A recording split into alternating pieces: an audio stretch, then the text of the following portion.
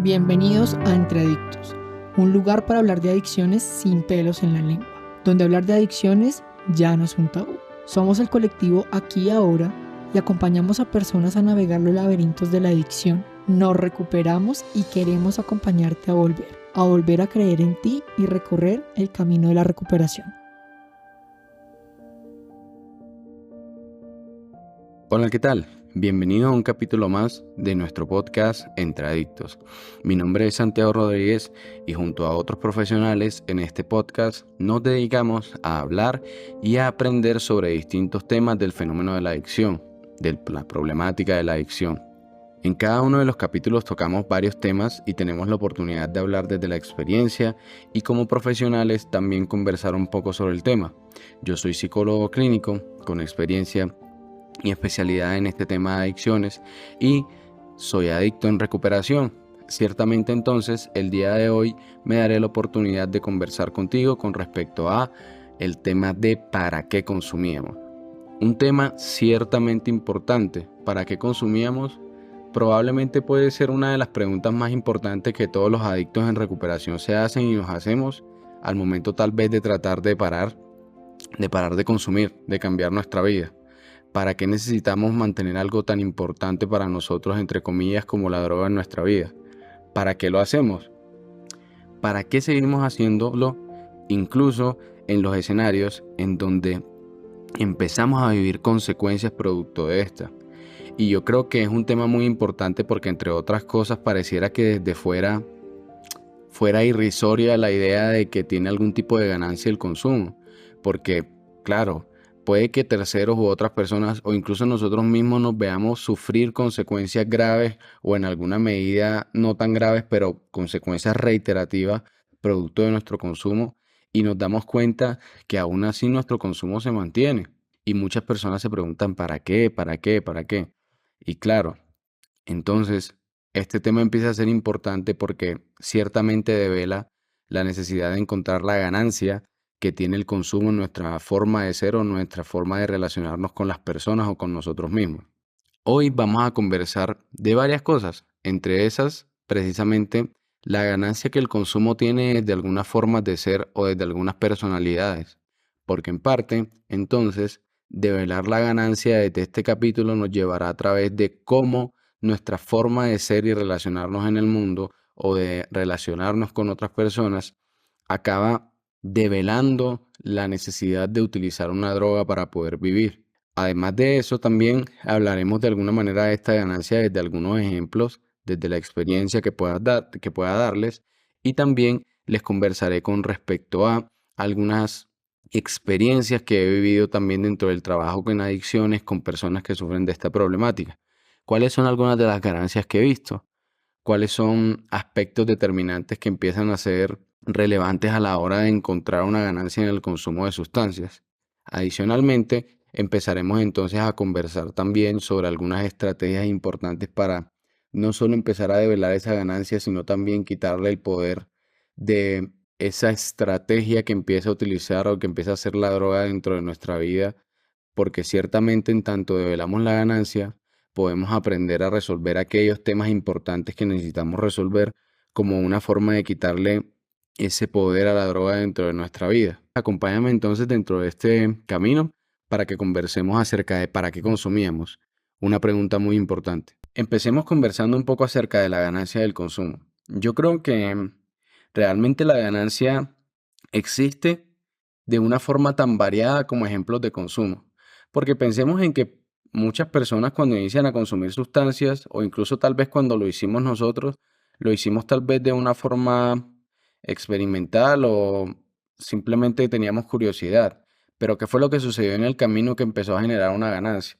Yo recuerdo mucho en mi época de consumo que cada uno de mis compañeros o personas que hacían parte de los amigos con los que consumía, cada uno le encontraba una utilidad al consumo, implícita o explícita.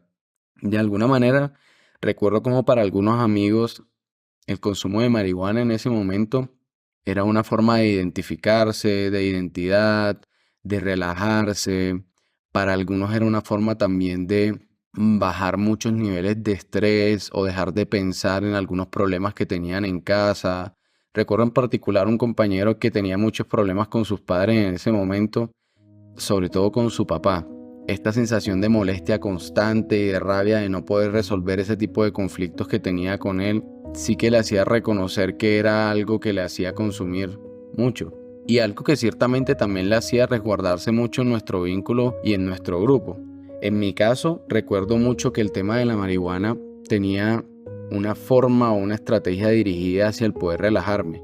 Relajarme porque era una persona muy inflexible y cuadriculada y entre otras cosas también muy buscadora de aprobación y dependiente. Creo que yo sufría mucho con encontrar una identidad, con encontrar personas que me aceptaran, con sentirme aceptado, con sentirme validado. Y creo que entre otras cosas eso fue algo que inició mi consumo, porque cuando inicio mi consumo realmente lo hice desde una presión social y desde una sensación de poder encontrar un nuevo grupo social porque había perdido el mío. Y entonces consumo la marihuana y me encuentro con esta sensación tan agradable de relajación en donde no tengo que pensar, en donde ciertamente si siento cualquier emoción puedo anestesiarla y en ese sentido todo deja de ser problemático porque entonces no tengo que resolver ninguna emoción, no tengo que entrar a pensar qué siento, no tengo que incluso darme cuenta que estaba agotado de muchas veces tener que buscar la aprobación o estar pensando, ¿será que esto que dije fue una bobada? De cierta manera mi temor a la desaprobación o no ser querido entró a ser una parte fundamental dentro de la utilidad que tenía para mí la marihuana y la posibilidad de ser algo que me quitara el malestar emocional de cualquier tipo. Recuerda que para ese momento también tenía varios problemas como a nivel familiar. Realmente la relación con mis papás me sentía como muy lejano de la relación con mis papás, con mi hermana. Tenía un vínculo con una pareja muy conflictivo y que también tenía o como que traía problemas también dentro de la relación con mis papás porque se veía ese conflicto dentro de la relación de pareja. Y claro, piensen que todo esto no era de gratis y yo empezaba a experimentar malestar e incomodidad y ciertamente para mí entonces la marihuana fue cobrando mucho valor, incluso otras sustancias en su momento porque claro, empezamos a hacer algo dentro del grupo muy característico de los grupos que consumen y es hacer una exploración de diversas sustancias y ya no solo quedarme en esta que es como mi sustancia de impacto aunque continúo consumiéndola, pero empiezo a consumir otras sustancias probando cuál me brinda también una experiencia de placer distinta o más fuerte. Entonces, desde estos ejemplos, si los piensan bien, ciertamente siempre va a haber una ganancia. Pensemos en distintas cosas de nuestra forma de ser que impliquen pensar, actuar o sentir de una manera y que entonces nuestra propia forma de ser empieza dentro de nuestra relación con otras personas o con nosotros mismos a generarnos una serie de problemas reiterativos o una serie de situaciones en donde nos sentimos amenazados y no podemos resolver ese malestar o incluso simplemente no sabemos tolerarlo porque tal vez no sentimos que el malestar sea algo que debamos tolerar, sino que sea algo que debemos desaparecer. Y pensemos en varios ejemplos. En este sentido, recuerdo mucho a una chica con la que trabajé en algún momento. Ella también era muy cuadriculada, muy intensa, muy obsesiva. Era una chica que incluso empieza a consumir alcohol debido a la cantidad de estrés que manejaba producto de ser así. Ella me cuenta mucho cómo viajó a Estados Unidos en algún momento y se mudó y la cultura estadounidense le afectó un montón porque fue una cultura que la sobreresponsabilizó de su vida y del destino de la misma. Y claro, esta chica siendo tan cuadriculada, tan inflexible, tan controladora, todo el tiempo estaba pensando en qué debía hacer para no equivocarse y para tener éxito y para que las cosas en su vida salieran tal cual como las empezaban. Pero solamente el moverse este contexto, claro, aumenta esa sensación de estrés porque todavía empieza a haber en su alrededor un montón de señales, personas o contextos que le empiezan a decir, te vas a equivocar, te vas a equivocar, te vas a equivocar, hazlo mejor, esfuérzate más, controla esto. Y claro, en ella existía un dolor muy fuerte a la insuficiencia, una sensación de no hacer las cosas bien, una sensación de no manejarse bien en el mundo, de tener que controlar las cosas todo el tiempo porque no puede equivocarse y aspectos tan sencillos como la posibilidad de equivocarse, la posibilidad de no tener algo planeado o controlado, para ella implicaba la posibilidad de fracasar y entonces de sentirse insuficiente. Como esa sensación de insuficiencia era tan fuerte y estaba tan presente en su vida, pues tenía que esforzarse cada vez más en poder resolverla y en poder a corto plazo desaparecerla. Cuando ella prueba el alcohol, entonces obtiene una ganancia muy fuerte porque logra relajarse un montón en medio de una vida universitaria, en medio de una vida social en la que sentía que no encajaba y empieza entonces a sentirse mucho más desinhibida y relajada. Luego llega la marihuana y luego llegan algunos fármacos que tienen la misma intención de relajarla y ella descubre que la sensación de relajación que le producen las drogas son algo que entonces no puede cambiar, que empieza a cobrar mucho más fuerza en su vida. Y entonces en la medida en que empieza a crear más fuerza empiezan a aparecer las consecuencias. Piensen en otro ejemplo. Tal vez yo soy una persona muy dependiente y entonces como dependiente tengo mucho miedo de que tal vez las personas me abandonen o me rechacen. Y eso hace que dentro de todas mis relaciones yo esté inventando una versión de mí que crea que va a ser aceptada y sea esa persona que todo el tiempo está trabajando en escuchar al otro, en revisar cuáles son los intereses del otro para poder hablar de lo que le gusta, sea una persona que todo el tiempo en su cabeza esté cuidando de lo que dice y cómo lo dice, porque tal vez decir las cosas de una mala forma sea susceptible de que me rechacen. Tal vez sea una persona que evite a toda costa cualquier tipo de conflicto. Y muchas de estas características de mi forma de ser empiezan a cargarme, porque yo necesito expresarme, necesito poner límites, necesito manifestar que no estoy de acuerdo con algo. Y en ese sentido, ese nivel de malestar empieza a tener un efecto sobre mí porque es un malestar que se acumula. Se acumula entre otras cosas de forma reiterativa porque pues siguen habiendo situaciones en donde yo necesito buscar la aprobación de distintas maneras, cediendo frente al conflicto o tal vez mostrándome de manera inauténtica. Entonces, encuentro la marihuana. Encuentro la marihuana y encuentro la marihuana como una forma de relajarme. Tal vez me pesan mucho mis proyectos y soy una persona muy estresada porque todo me salga bien. Y para rematar, no hablo con nadie sobre lo que siento y sobre el nivel de estrés que siento de mis proyectos porque es que también tengo que mostrarme bien ante los otros. Y también encuentro en la marihuana, el alcohol, los fármacos o cualquier otra sustancia que me relaje y me permita soltar un poquito la presión de esa olla. Claro, ciertamente entonces la ganancia está detrás de lo que nos duele a cada uno. A mí me duele la insuficiencia, o me duele que me rechacen, o me duele el sentir la invalidación de otros, sentir la posibilidad de que me retroalimenten de una forma negativa. Tengo un problema de ansiedad y entonces la droga aparece como una forma de dilatar y de distensionar ese malestar y me da esta sensación de resolverlo, por un momento corto, pero resolverlo.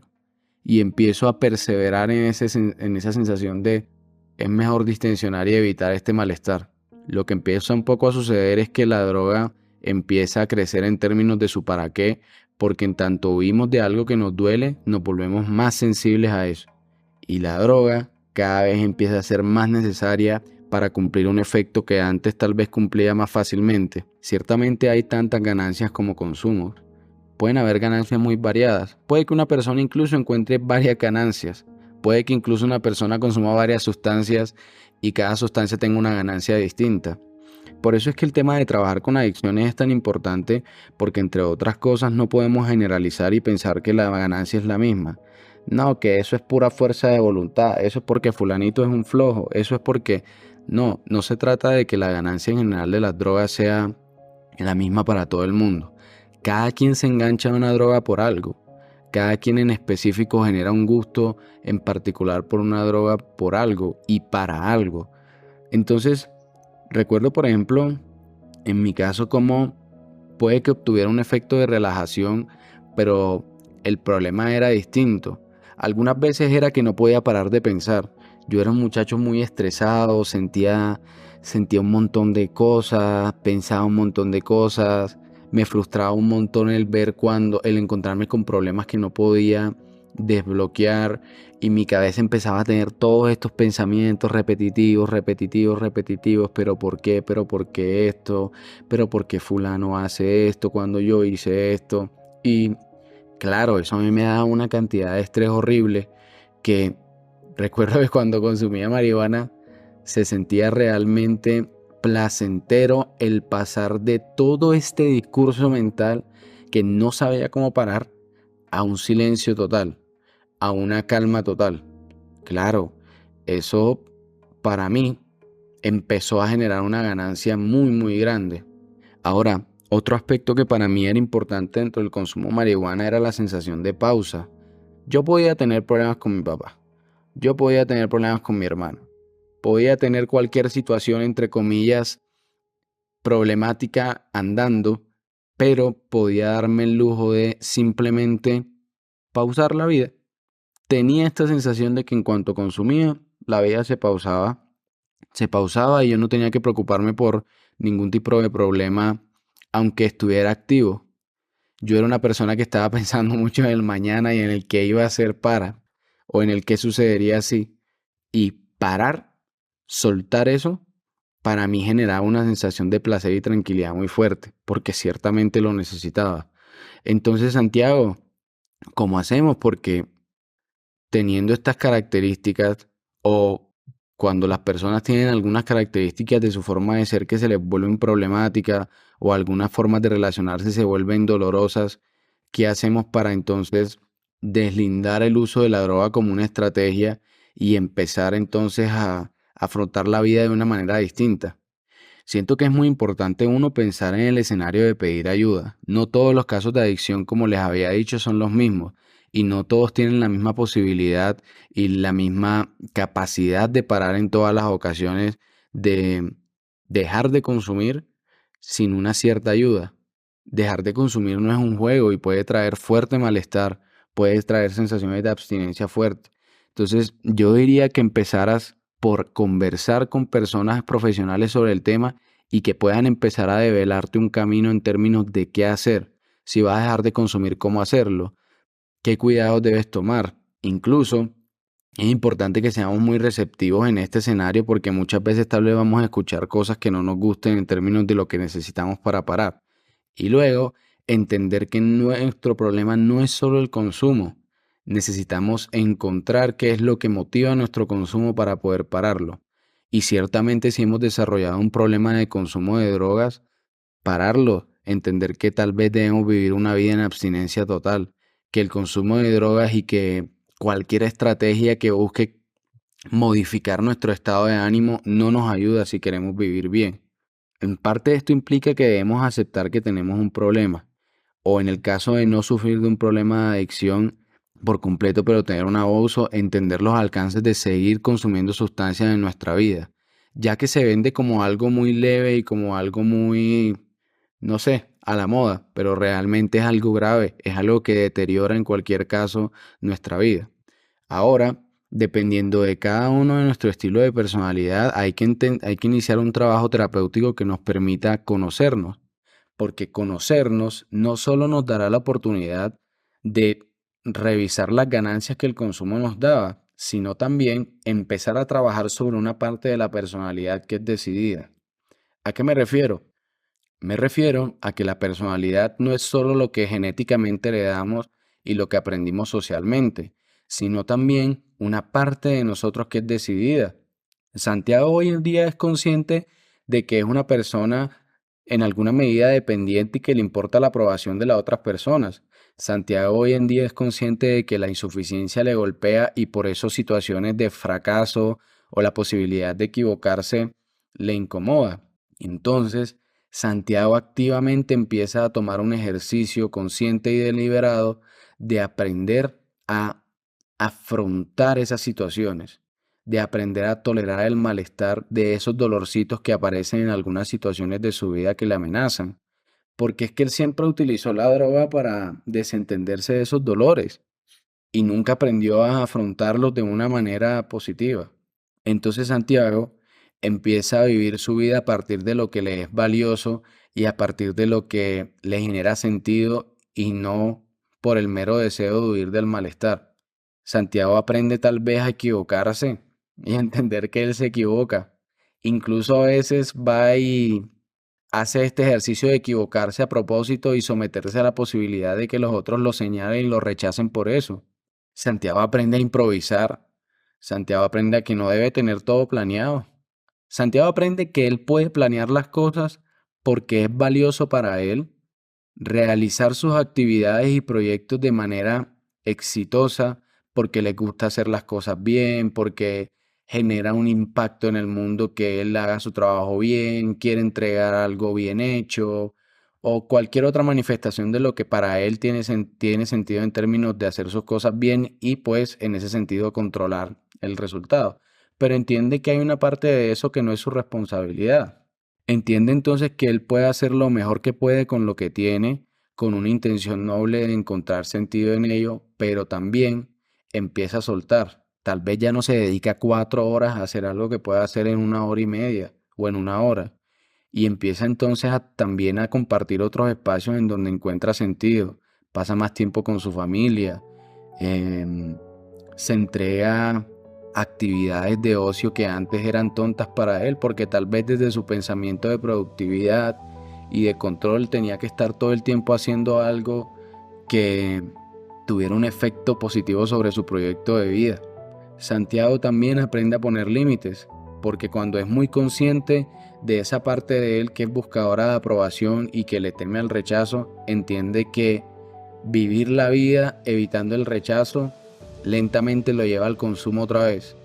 Y entre otras cosas, aunque no lo lleve al consumo, lo pone a vivir mal. Santiago entonces aprende a ponerle límites a la gente, a decirlo, no, no me gusta, no me parece, me molesta esto de ti, me siento así, porque eso a él le va a dar la sensación de que puede ser auténtico, de que puede vivir una vida en la que no esté esclavizado de la posibilidad de aprobación o rechazo del otro. Santiago es una persona entonces que activamente empieza a decidir, porque todos tenemos una personalidad sobre la cual podemos tomar una actitud, ya que nuestra personalidad no tiene que ser el motivo por el cual todo el tiempo estemos estresados y estemos sufriendo. Por el contrario, nuestra forma de ser y de relacionarnos con el mundo puede ser lo mejor que nos ha pasado, porque tanto la persona como la persona que decide actuar sobre aquello que le es dado y sobre aquello que en la experiencia obtuvo en su forma de ser, empieza a poder decidir cómo vivir. Entonces aquí vienen algunas estrategias. Yo siento que es importante que si en alguna medida sientes que tu personalidad te da algún tipo de problema o te mete en situaciones que de manera reiterativa no logras solucionar, puedas escuchar algunas de estas estrategias que voy a darte para que empieces a trabajar sobre la misma, para que entonces también empieces a utilizar estas estrategias como una forma de oponerte a aquellas cosas que te están dando problemas, aunque ciertamente tengas que buscar ayuda profesional, ¿eh? Ya que estas estrategias podrían quedarse cortas y probablemente necesites de un proceso terapéutico que termine de ayudarte a obtener los resultados que requieres. Es importante que podamos movilizar muchas estrategias de autocomprensión, es decir, si queremos empezar a saber y a identificar el para qué consumimos y la ganancia del consumo dentro de nuestra forma de ser, hay que entender que tenemos que explorar dentro de nuestra propia forma de ser en el mundo cuál es la ganancia, qué es lo malo, qué es lo que se nos está dificultando. ¿Será que me siento insuficiente todo el tiempo, no valoro mis logros, estoy sobreesforzándome y sobreresponsabilizándome de todo el tiempo y entonces necesito aprender a relajarme? ¿Será que soy una persona muy buscadora de aprobación y mis relaciones se vuelven sumamente desgastantes porque todo el tiempo estoy en un ejercicio de ser para el otro? ¿Será que soy una persona muy narcisista y no me permito conectarme con nadie? Termino sintiéndome vacío. Entonces tengo que buscar, entre otras cosas, una droga que me haga sentir acelerado, el dios del mundo, el rey del mundo, el que nada me toca. Y hay que empezar a hacer ese ejercicio. Hay muchas formas, existe mucha literatura sobre personalidad que hoy en día trabaja con respecto a estos temas. Asimismo, asistir y empezar un proceso terapéutico es una opción muy viable, sobre todo porque si logras conseguir una persona que trabaje sobre estos temas de personalidad, ya que probablemente sientas que el tema de la personalidad es algo importante dentro de tu consumo, puedes entrar activamente a hacer un ejercicio terapéutico de autodistanciamiento en donde empiezas a verte y en donde activamente luego de verte puedes elegir cómo afrontar precisamente esas cosas. Esas cosas que terminan siendo determinantes a la hora de engancharte en el consumo. Ahora, es importante entender que todos tenemos una forma de flexibilizarnos frente a esas cosas que son dolorosas. En tanto hayas identificado cuál es la ganancia que tienes frente al consumo, desde tu forma de ser, y cuál es esa vivencia o dolorcito que para ti es importante dentro de las relaciones, es importante que puedas aprender a oponerte a ella. Si te molesta la retroalimentación de otros porque te hace sentir insuficiente, aprende a afrontarla. Aprende a encontrar oportunidades de valor dentro de las retroalimentaciones. Aprende a determinar cuáles son entonces las retroalimentaciones que de verdad tienen una mala intención y cuáles son retroalimentaciones que realmente edifican y construyen en ti. Aprende a aceptar que la gente se equivoca contigo y entonces haz un ejercicio deliberado de decir lo que piensas y lo que sientes. Aunque tengas la sensación de que el mundo se te va a caer, empieza a hablar, empieza a decir lo que sientes, empieza a mostrarte, porque tal vez llevas mucho tiempo viviendo mostrándote bien y mostrándote equilibrado y como una persona muy funcional y eso hace que te cargues emocionalmente y ya no es necesario. ¿Para qué? ¿Para qué tener que mostrarme como una persona que siempre está en control y bien? Por el contrario, eso es lo que más te ha traído problemas, si es tu caso. Si eres una persona muy narcisista que no ve al otro, que no toca el suelo, que siempre necesita estar sometido a emociones y situaciones novedosas, creo que es importante que aprendas a aburrirte, que aprendas a entender que la vida no siempre está a 200 kilómetros por hora, o incluso que empieces a hacer un trabajo de humildad que te permita conectarte con el otro, que te permita encontrar tus puntos comunes, porque no implica entonces que, porque esto no implica entonces que tienes que dejar de sentirte como una persona valiosa y especial, pero realmente entonces toca reformular cuál es la versión de especial y valiosa que tienes en tu vida, que empiezas a aplastar a otros en función de eso y necesitas consumir porque es que tienes que mantenerte en ese estado todo el tiempo. Aprender a oponernos a lo que nos es problemático y nos es doloroso implica algo muy noble y es tener una relación con el cambio y con el malestar un poco más sana, porque para sentir malestar simplemente basta con estar vivo. Estas serían algunas de mis recomendaciones. Ciertamente recuerda que aquí estamos para conversar sobre este tema que para algunas personas es problemático y juntos podemos encontrar una estrategia para vencer esta problemática y fenómeno de la adicción. Si te ha gustado este capítulo, mi invitación es que continúes escuchándonos y recuerda que te habló Santiago Rodríguez, psicólogo clínico, y espero que te haya gustado este espacio.